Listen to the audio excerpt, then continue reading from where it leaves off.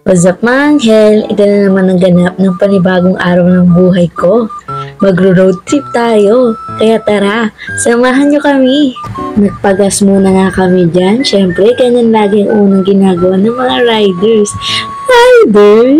At magte-teleport na nga tayo agad dyan. Welcome to Tarlac! Nasa Tarlac na nga tayo. At hindi ko pa sasabihin kung saan kami pupunta nito. Kasi, secret!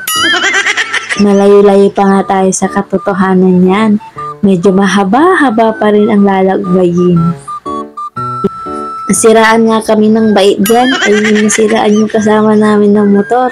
Kaya ayan, nagstay muna kami dito at inaya muna ako ng ate kong mag-picture-picture. At magpapakit muna ako.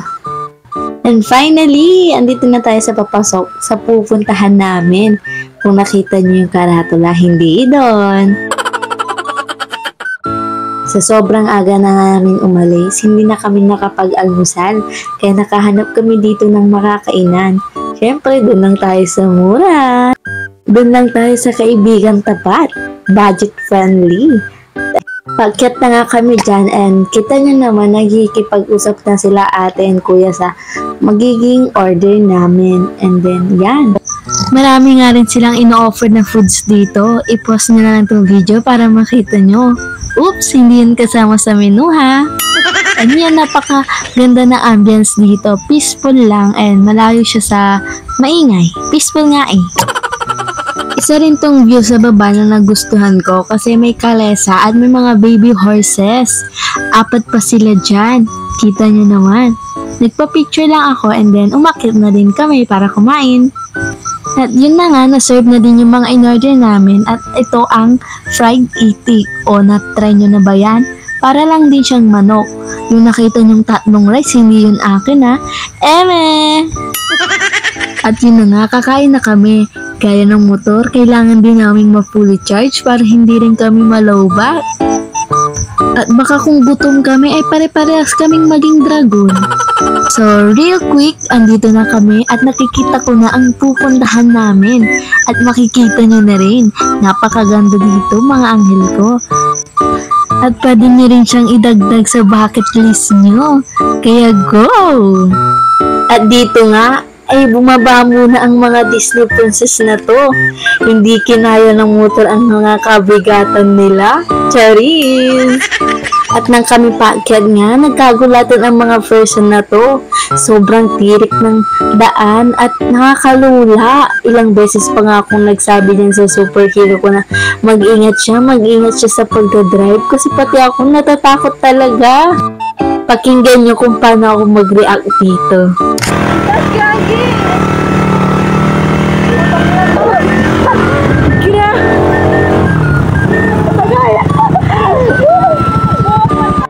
At syempre, hindi ito mawawala ang pag-emote-emote para may pang my day. Charot! At yun na nga, kita nyo naman, napakaganda talaga. Tunay na maganda yung view dito. And andito pala tayo sa Sitio Baag View Deck, Tarlac. Wow! At ito, nakita lang din namin. Actually, plano lang nila. And sumama lang kaming mga Disney princess. Sila talaga yung nagplano. Nakita din nila sa post. And worth it din naman dito at napakaganda talaga. Ipapakita ko sa inyo yung view. At dagdagan na rin natin ng background nun para damang-dama. At mapapasabi ka na lang talaga ng huwag muna tayo umuwi. Dito muna. O diba, napakagandang tunay. Lugi nga lang sa background music.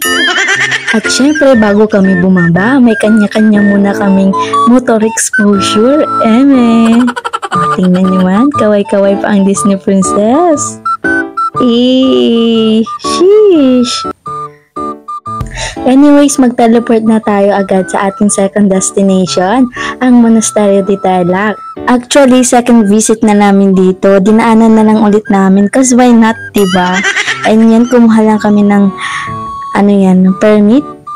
Ewan ko, basta nature fee for naturist. Charot. And yun lang, papasok na kami. And ito, papakita ko sa inyo yung church dito sa mga hindi pa nakakapunta.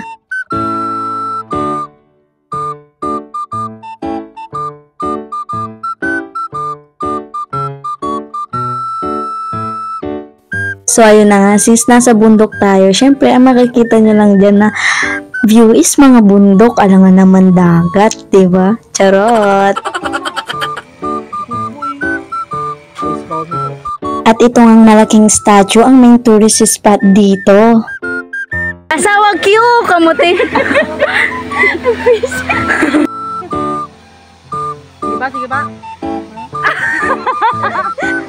At yun nga, after magpahinga dito and mag-picture-picture, bumili din muna sila ng kanilang souvenirs na pwede nilang maiuwi or maging remembrance. And yun lang, may motor show ulit, pababa na kami, and see you on part 2 nito kasi pupunta pa tayong Pampanga. Bye-bye!